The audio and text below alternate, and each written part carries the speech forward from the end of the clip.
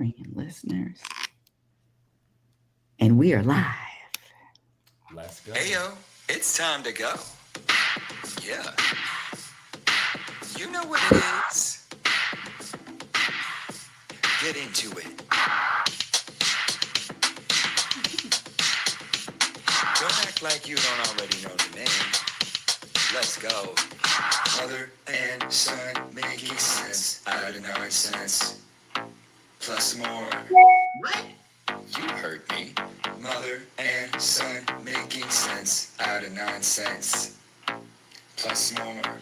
What? I said you heard me. Mother and son making sense out of nonsense. Plus more. What? I said you heard me. Mother and son making sense out of nonsense. Plus more. Now it's on.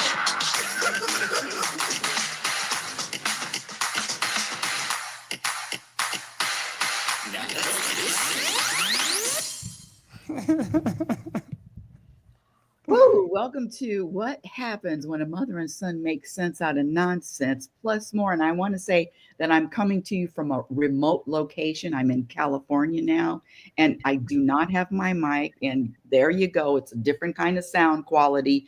Not as it's just a different kind of sound quality, just audio alert.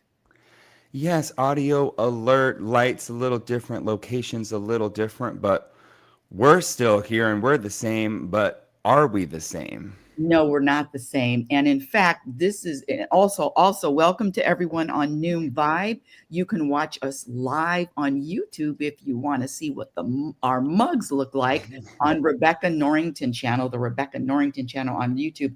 But I want to right off the bat, Nathan, this show has a subtitle, which is Rebecca and Nathan share insights into their relationships and reveal the real reason why last week's show was canceled. That's really good. Yeah, I remember you left me that title this week, or you were working on that title. That's great. That's exactly what we're gonna do. We did not have our show last week. This is show 51. We've been doing it almost weekly, maybe adjusting for a week or two, and talking about Do we spirit. do we have to do a recap? Can we just get to what the show's about? Come on, recap. We only got 45 Well, minutes. this is one of the reasons why we weren't talking last week. Good Lord. But yes, I agree. Let's jump right in. Let's talk about it. Let's jump right in. And before we do, like and subscribe, like and subscribe. And I'm still waiting for Boss Water to call me. Boss Water, the wetter, better water. I want you as a sponsor. Contact me, DM me, Boss, the better water. So you have time to drop a sponsor, yet you want to go into our what's really going on? Yes. Well, this is the nature of the show. But yes, for those of you just coming in, you're really coming into a hot show.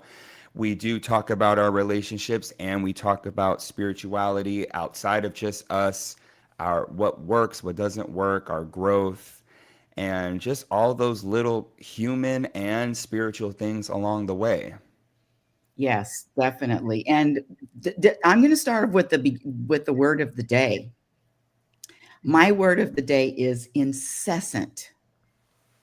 Incessant, which Good one. means it's con- continually unpleasant, continuing to pause or interruption, the incessant beat of the music, continuing without interruption, unending, ceaseless. Is incessant a positive or negative word?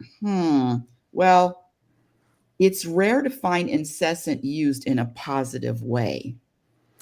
And I'm going to tag that to my ego or those thoughts or those stories that are constantly in my head. They are incessant, never ending. And that's one of the reasons I say that's a reason, one of the reasons me falling into buying into the stories in my head for why I canceled last week's show. Yes, the unofficial cancellation of last week. And that's such a good word. I love that word. And I love that you tied it into ego and spirituality. And we don't tell each other the words of the week. So it was fun to listen to. Mine is the opposite. Mine is mirth or mirthful, Mirth. And it's some synonyms are joyous, cheerful, jolly, merry, amusing, comical, a mirthful laugh, a mirthful experience. Mirth. I like that word mirth, and that's what this show is, mirthy.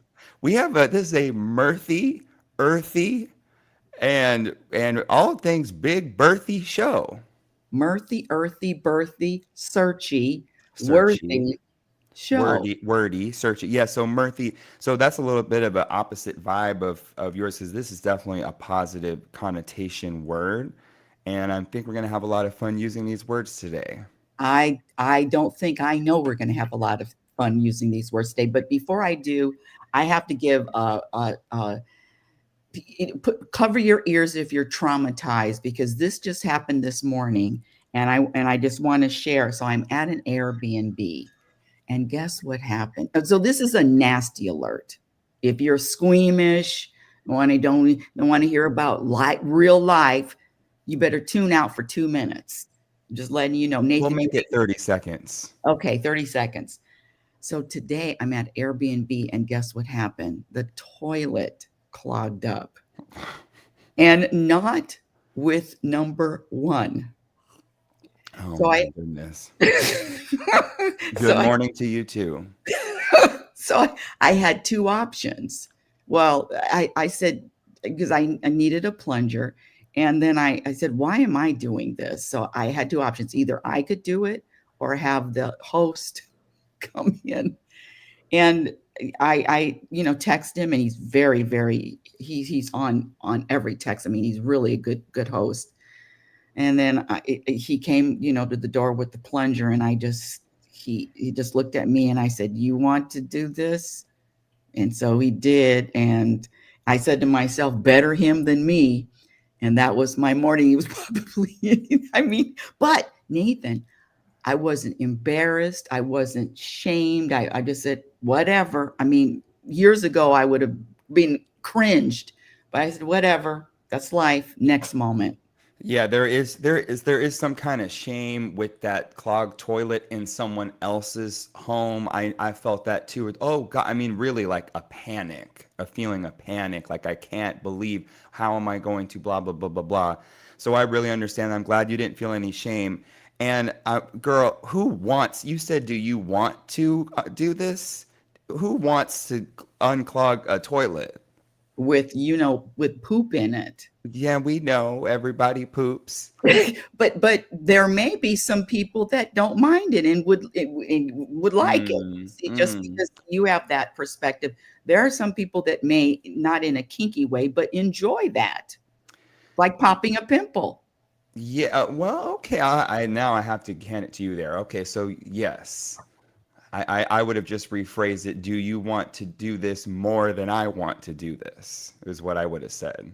Well, that's why you're you, and that's why I'm me. And let's get into last week's tussle topic and our silence for 4 days. Was it 4 days? Seemed like forever not talking to my son. Yes, 4 days of silence. It was actually quite refreshing. Nothing personal. Just kidding. It was actually pretty tumultuous for me emotionally, but because it was an unexpected silence. It wasn't a planned silence. So, but there are all kinds of different silences and spaces and times for breaks. And it was time for that, and time for whatever feelings to go with it, and that's what that was. Well, let me start off with, because I'm going to say I started it, but even behind all of that, the universe set us up. Everything, this is my perspective. Everything that happens is a setup for the opportunity to grow and expand. So I'll say, well, I had these thoughts in my head, and then I did this, and then I didn't call. And you know what? Oh, seatbelts on, audience, because I love this kid, but I blocked him. I blocked him from calling me. And my reason, scratch that, the ego's reason was I didn't want to say anything mean. I didn't want to say anything that I would regret. I didn't want to say anything that would be so hurtful because even though I'm the happiness specialist, before I was a happiness specialist, I was a destroyer of dropping bombs. I mean, I walked around this earth with the hammer, and anyone that, I mean, you wouldn't know it now, but anyone that got in my path, you would get a hammer right to the back of your head. So I know what I could do, and I did not want to didn't even want to think about it. So the safe thing for me to do was to block him. Can you imagine your mother blocks you from the phone? I can, and I can imagine it, and I can feel it because it's my reality. And there's so much here because I think you kept me safe, and you're also keeping yourself safe, because when we do the hammer to the other person, we're hammering ourselves. And everyone's got their own hammer, and I have my hammers too. And at this point, I mean, we're still growing and changing, but I have a whole history of ways that I've hammered too. And I don't, well, I really don't want to do it anymore. I just don't have full control over every little action and emotion I have. So I'm just doing the best I can to try to really practice something different. And I've told you this story before, but this is from Buffy, which is one of my favorite shows, teen vampire shows. But Hold on a second. You really loved Buffy. I'll never forget. This was years ago. We went to a taping at the Ellen DeGeneres show. No shout out to her, but and then what were you, 12 years old? And she was on the show, and you said, Buffy, I love you. Remember that? Yeah, I do. Well, I don't know if I was with you though. I did You were shout. with me. I don't remember. I don't think she was on the Ellen show. There's no way. There's no way. But Okay. maybe it didn't happen. But I did shout out at the Teen Choice Awards. I said, Sarah, I love you, which is even cringier because I don't even really know this girl. So anyway, that's just teen love, for stranger. Anyway, so on the show, there's a character that is a werewolf 3 days out of the year, or 3 days out of the month. So everyone knows it, and he killed some high schooler, he killed some human before they knew he was a werewolf. So after they knew about it, they put him in a cage in a facility for 3 days so that he wouldn't hurt anybody. And because he was not in control. He wasn't in control of what he would do. So that's it. I always think about that as a metaphor when I'm feeling those feelings, those really heated, whatever, it's time to feel those feelings. And the other thing is attacking. I'm attacking someone that I love, and that just at times. Well, this was back in the day. Yeah, what's the problem? But at this stage, and both of us. I mean, I've been attacked. Let's just get real. She has been attacked. This sweet little young man, yoga teacher, peace, love, meditation, sound bowls. Yeah, I've attacked my mother before, verbally at least. Verbally. You've never put hands on me, but I know you were thinking about it. Yeah, I might have been thinking it though. But verbally, I do remember being attacked on the stairs when we lived on Genoa. I remember being attacked. I am never going to live down those goddamn stairs. It's always about the stairs. So this is why, if she ever comes for me or blocks me, whatever, I'm always going to hear about those goddamn stairs. The stairs. I was attacked in the Penske truck where we were driving from California to Oregon. There was no way out. I was a hostage, and all of a sudden he's screaming at me at the top of his lung, something about shut up, and I can't recover. And then, and of course, there was San Francisco. We're in the little cars, and he attacks me then. And then that's right. Wait a minute. What do you? Hold on. I'm almost finished. And then when we were in Roseburg, Oregon, and we went on the dune buggies in the sand, he attacks me there. Well, That was more, yeah, you attacked me there. So listen, he's attacked. I've attacked, but he's attacked more. And let me just be very clear when we say attack. I just remember, okay, here we go. I just remember one time you screaming at me, you said, "Don't you know you're the reason I don't have a voice?" And it's ironic because I was screaming. So I guess I found my voice. That's right. Well, listen, and the Penske moments, I was wondering when we were going to get to this, but the Penske moments are, for better or for worse, they are remembered. And I was just thinking about my memory this morning. I don't remember plot lines of movies I've seen, TV shows I've liked, shows I've watched just a few months ago, but there are things that do hold in my memory, and those Penske moments I do remember, and they hold a lot of lessons and regrets and acceptance and humor. I mean, we're up here laughing about it. So, what I am really laughing about is that Penske, when you said all of a sudden, I mean, this has been built up over two days. She's got this harebrained idea to rent this huge ass truck, that the biggest truck we've ever driven in, as she drives all of her 26 footer, driving all of her clutter to Oregon. It's called furniture. And some really nice furniture, though. I had furniture that wasn't sat on, but still really nice furniture. You can't sit on my red leather coat. Don't sit on that red, but you can look at it though. And that 2 days in this truck, in this death truck, I've been waiting to tell everybody this, but I really thought this could be my last day on earth in that truck.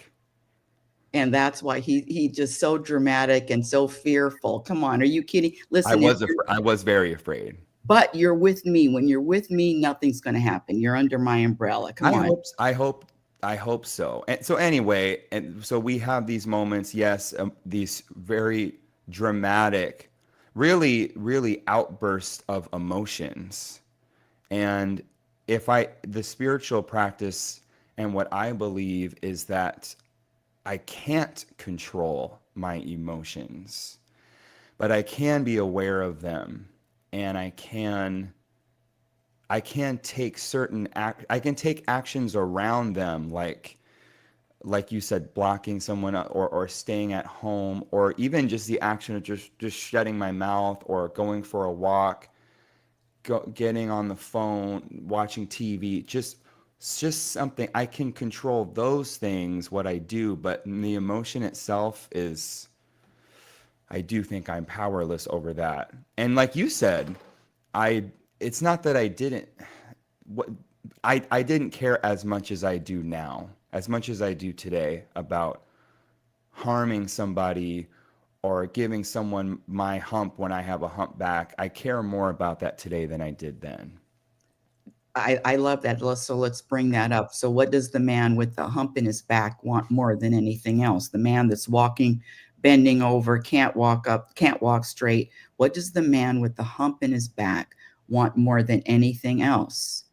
He doesn't want you to have, he doesn't want to know he doesn't want to stand up straight. He doesn't want a woman with the hump. He wants you to have a hump too. So it's misery not only loves company, misery needs company. And I said the things about you. I want to share. This was just last week. All of the shit, all of the crap that was in my head that wasn't true, but the stories that I couldn't shake them. And they were all directed at my one and only son, all directed. And this is a reoccurring theme, because my ego knows what carrot to throw in front of my face. And my ego knows she'll bite on that. She'll believe that. So it always stems from, I'm not being appreciated. He doesn't care. I'm 69 years old. I'll be dead soon. Why doesn't he call me? And he does call me. Why? But it was focused on more FaceTime. And I'm not talking about FaceTime on the phone, being in each other's company. and one of the things when we had our talk, I said, I haven't seen you. It was last year. And he says, that's enough. Once a year. Isn't that enough?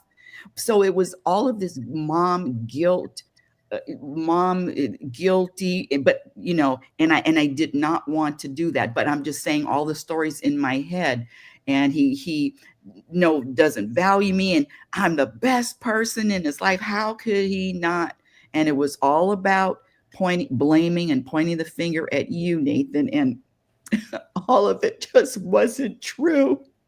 And I knew it wasn't true, but I couldn't shake it. And I did not. And I'm going to say I wasn't inspired to talk to you, but I had all those stories, and I knew those stories weren't true. But I couldn't shake it, or scratch that. I couldn't shake it. It wasn't time to let it go. Yeah. So many things. If it's not time, it's not time.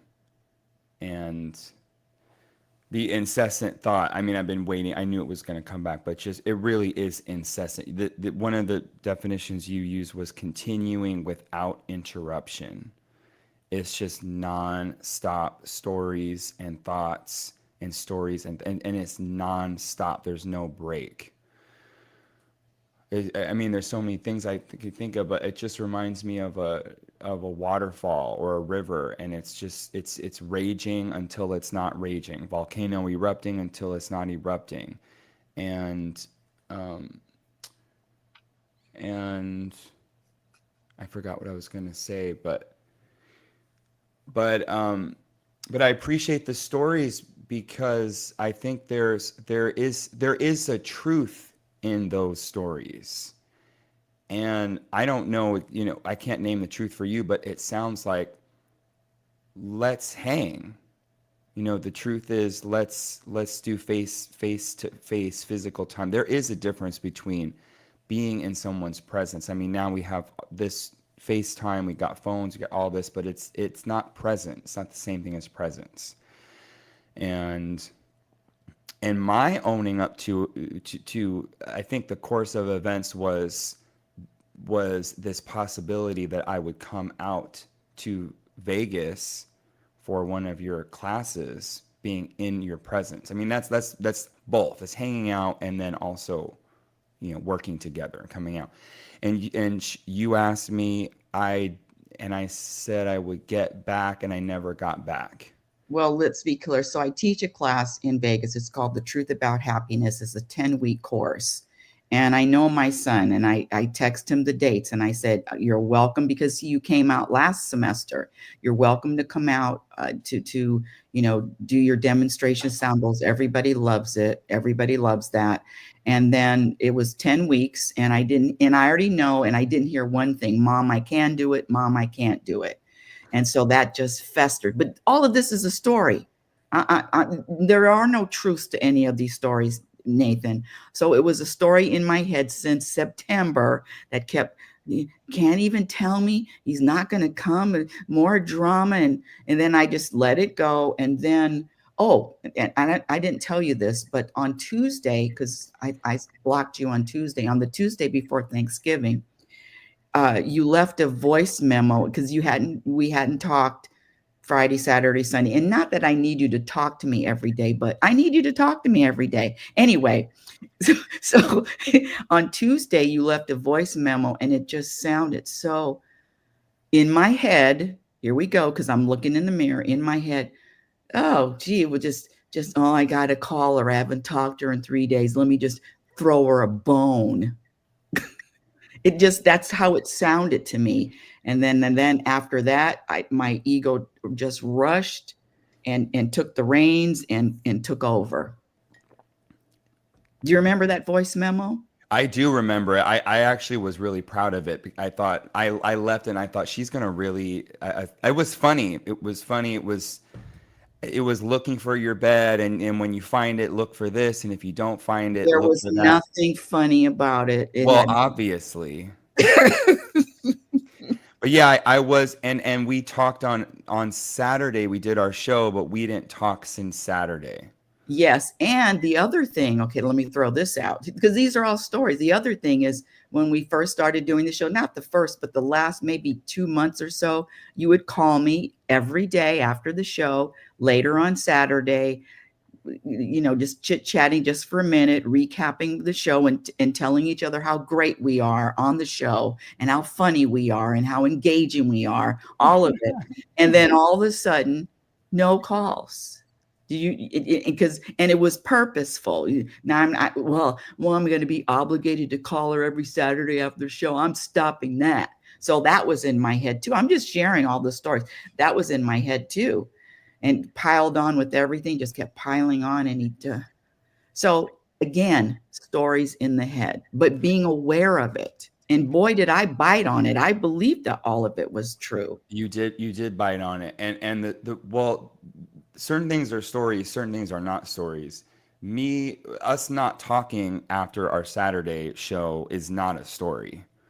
Why we didn't talk and I'm feeling obligated or any, and the why is a lie. And why I left the voice memo for you on Tuesday, the why is a lie. Me not getting back to you about if I'm coming or not, that's not a story. That's just what happened. And that's my apology. And who I am today, I really, I don't know if I'm different or I act differently, or maybe it's a little bit of both, but there is a difference in me today than there was a year ago and 5 years ago. And what I feel in me today is I do like being on time. I do like getting back to people. I do like being clear. I don't like being late. It's just, so for me to not get back that doesn't feel right in my body, which is why I apologize for that. And yeah, I was gonna say there's so much to say. Well, let me say this. Every one of our Penske moments, and that's what we call these dramatic flare-ups, blow-ups, volcano. Every one of these moments we already know prior because they happen very rarely now. I can't even remember the last time.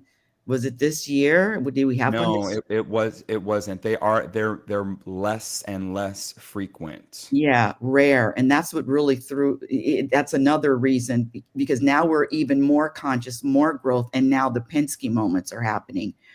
But one of the things that you said that we know that whenever we go through anything like this, the relationship is only going to be deeper, more conscious. It's just going to gel. It is a growth. It is necessary. It is an evolution of both of our raising our consciousness and our awareness.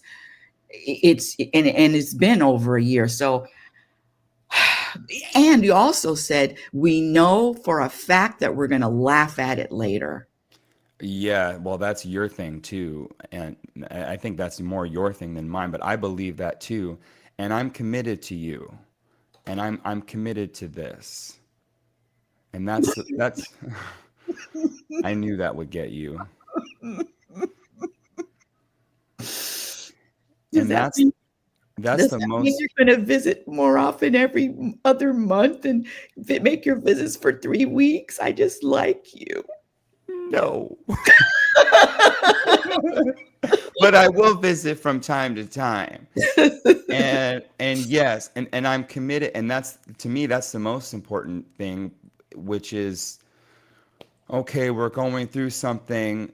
So, one of my programs is when something is uncomfortable, I'm going to go the opposite direction. I'm going to bail. I'm going to get as far from this discomfort as possible. I'm never going to be in this situation again.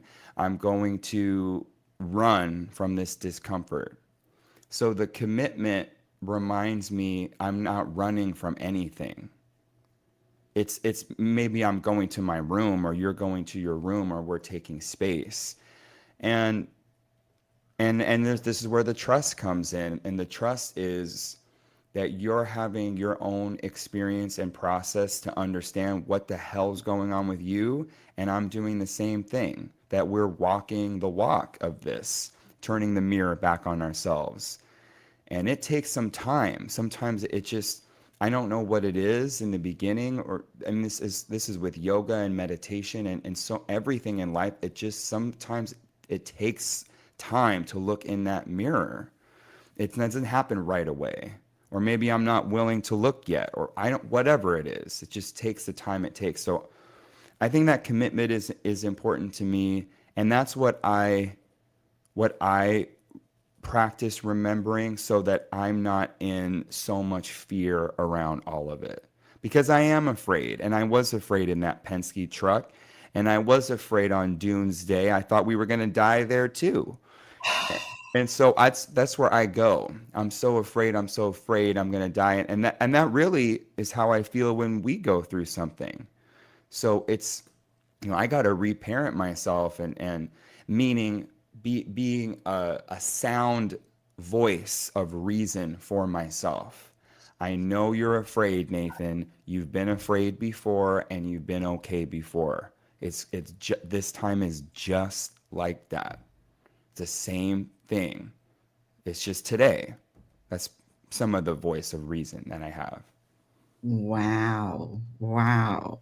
So shout out to, okay, I'm not going to say that. I'm going to say this, this, if I was proud of anything, this is it. Not how much money you make, not your titles, not your awards. This is it. For a parent, this is the ultimate. And I've always told you that you have the answers to everything, whether you have it now or later. But this is, don't show me your degree or your, I don't care. This is it. Well, this is real mother and son stuff. And I think this is what makes us unique and special is you have always said to me, and in your actions too, raise me to take care of myself, that I wasn't obligated to you, that I wasn't attached to you through guilt or some program or some story. And at the same time, wrong. That was, if I could do it again, come on, I'll pull out that obligation. No, that was. I mean, you didn't have that. I mean, okay, there's a little bit here and there, but I mean, I'm saying for the most part, there wasn't an obligation. And raising me to be my own person, and even you told me, because I used to be really afraid of you dying. And really just, I remember you said you didn't want me to fall apart if you died. And to me, that's just, there's so much in that. To me, that's, I want you to have a healthy relationship with me is what I hear. And yet we have this detachment. We practice this detachment. You do you, I'm doing me. We really don't give each other advice unless we ask. We're not up here telling each other what to do. We practice so much acceptance with each other. And yet we're very close too, very close. And I really care about your life and your feelings and your ins and outs with detachment too. Detachment. How do I care about someone and love someone and then be totally detached at the same time? That's what I'm practice with you all the time. Yeah, that's so big. For me, that's so big, and that's it. And the detachment from someone that you love, I feel I love them more. If I love you more, but the detachment is more love.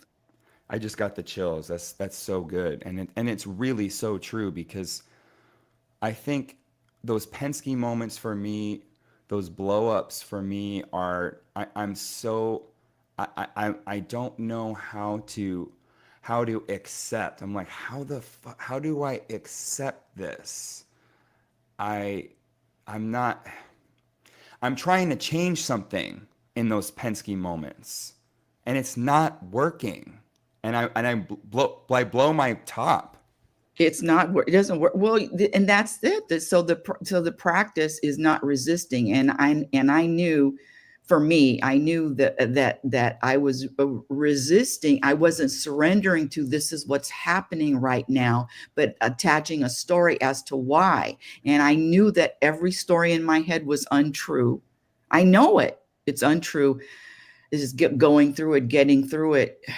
And it isn't, and especially they're the closest person to me on this planet, and then to be quote separated spiritually, emotionally, it's devastating.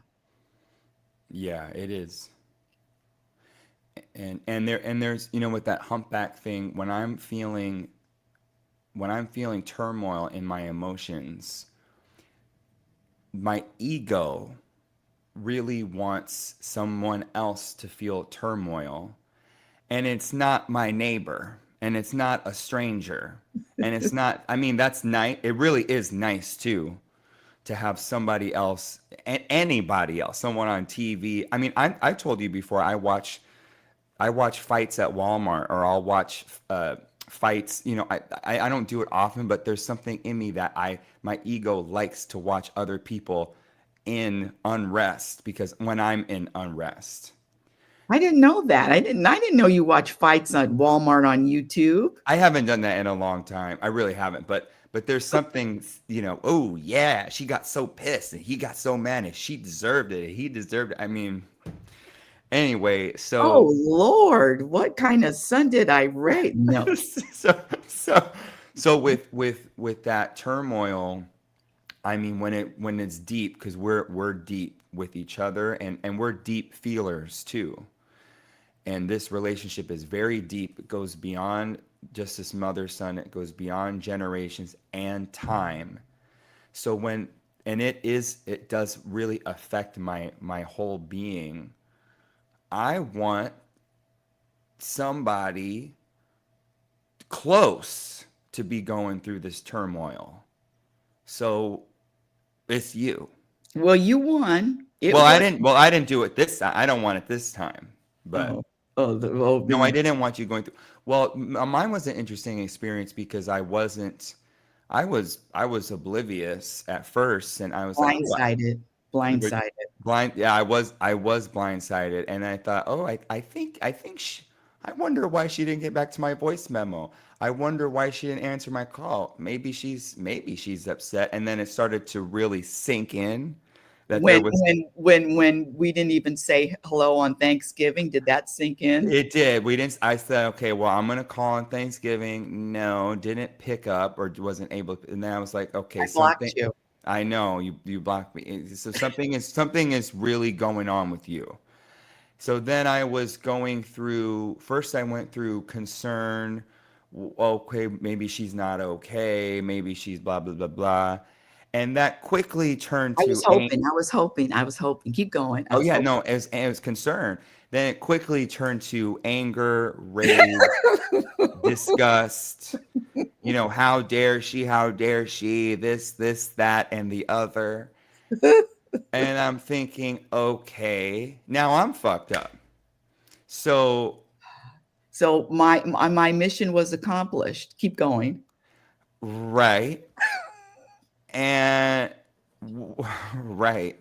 Well, see, this is why it's a total setup, because it really wasn't I mean, you might have had a mission, but I still can't blame, as much as I want to, on this live public show that will go down in history, as much as I'm dying to blame you.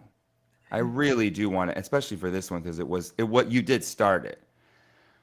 But I really can't blame you for me feeling disgust, anger, concern, fear, sadness, all of that. All of my feelings are mine.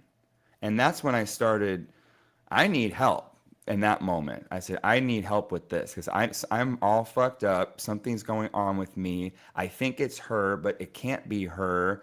Why aren't we talking? I'm scared. So that's when I was like, I need to talk this out, because something is really going on with me, and I am confused. I don't know what it is. I just know that, like you said, I know there's stories for sure.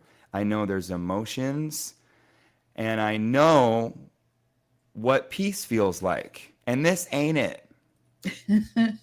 And I also know that I can't control things because part of my solution, quote unquote solution, my ego solution is what can I control? I am salivating over something I can control in those moments. Wow. You see what I'm talking about? I all you mothers and fathers out there, I'm sorry. I'm sorry. Sorry. I'm sorry for all you other mothers and fathers. I'm sorry. But honestly, Nathan, and then my ego is, yeah, because I already know you and I know your heart and I know that you were in angst, and yeah, humpback man. And then you called, or somebody called our friend, and then he called me and he said, Nathan's really hurt or hurting. I said, I hung up on him. I hung up. And that's when I called you. I hung up as soon as he said that. I hung up. You woke up. I woke up. I hung up, and then I woke up. And then I called, and I don't know how long we talked, but and when I called, I didn't even say hello. I just started crying and crying and crying and just telling you I was sorry. Yeah. I was just sorry. I love that backstory. I didn't know that. I didn't know how that went down. I have apologies under one of our topics because we, for whatever reason, we don't really do apologies because they're so overly saturated, and what does it even mean? So you say you're sorry, what are we doing? And there are certain moments where we have apologies with each other. And it's like our promises that it really means something. And I really heard that, and I apologize too for not getting back, because that's my negligence to me. And I'm going to throw that no, it's not negligent. It was a setup. Well, it's all all a setup. Well, this goes to our overall trust of some kind of entity or force or power or something that has a way of orchestrating these events that make sense, that seem nonsensical, and they do make sense. It just doesn't make sense right away, but it does make sense later. And I was gonna say too, with the hurting, yeah, we talked about this before. This ego takeover is like a trance. It's like being hypnotized. I am hypnotized. I don't even really know what I'm doing or what I'm saying. What did I say? Like being under the influence of the ego. And it can't even be reasoned with. It doesn't even remember how it got there. So I think I was joking when I said you woke up, but I think there's some truth in that of, okay, I woke up from this trance, this dream, nightmare state of mind. And yeah, there was one time this was later this is the last time I did it, but I was a teenager, but I peed in the bed. I don't know what happened, but I was What? I know, coming back to you. I guess I wasn't that good of a mother. What? No. No, it's a teenager. I remember having a dream. I was peeing in the dream, something, and then I woke up and I woke up and I said, I peed on myself. What the hell? I didn't do it consciously, is my point. Oh. And then I woke up and now I have this mess to deal with. Then what happened?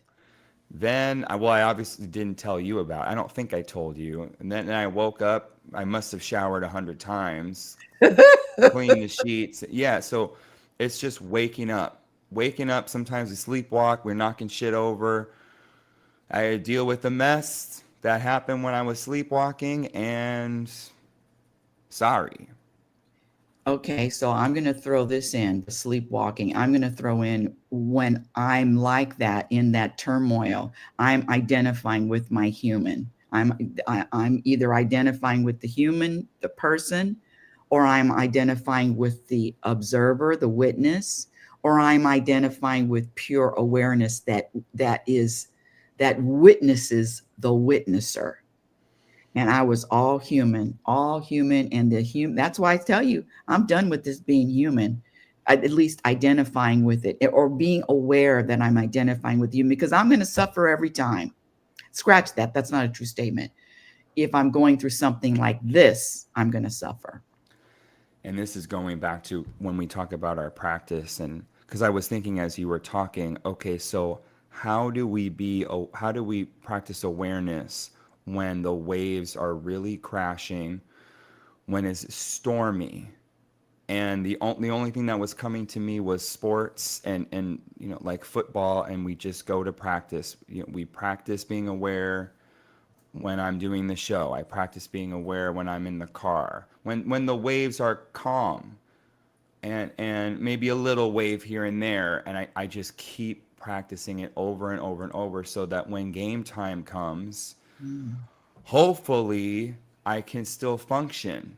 And maybe I score the basket, maybe I don't, but I put in as much practice as I can. But when it's game time, it's game time, and we know it's really a very small amount of athletes that are able to perform under that pressure, that are able to score and throw and catch and have a cool level head. And that's what we're doing. That's what we're doing on the show. That's what we've been doing with each other. We want to be all stars with this. And it takes a shit ton of practice. And even all stars don't always make the winning shot. That's right. That's right. The greatest athletes. That's right. You said it, under pressure. The greatest under pressure. That's when their greatness comes through. But back to your ocean analogy, and the waves are bouncing me around, up and down and up and down, up and down. One of the practices, that's the human. Then the action is to dive deeper below the waves, all the way to the bottom of the ocean, where there is nothing but peace. That's just another practice. But the awareness is the work. And I'm aware, very aware. You're very aware, and that's the work. Being aware of when the ego takes me over, of when I'm in my humanness. The awareness, being conscious, living consciously all the time, 24/7. There are no breaks, no vacations, no days off. That's it. That's the practice. Have a good day. Yeah, have a good day. It's ongoing.